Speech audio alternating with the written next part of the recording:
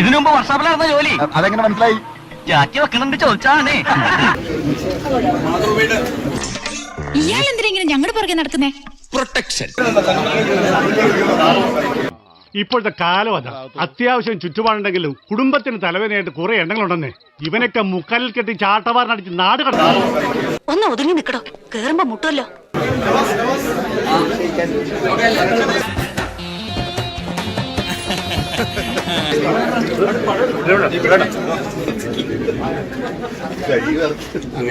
ഇത് തന്നെ അവസരം.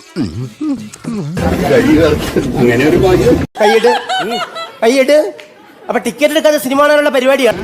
അടിപൊളിയാണ്.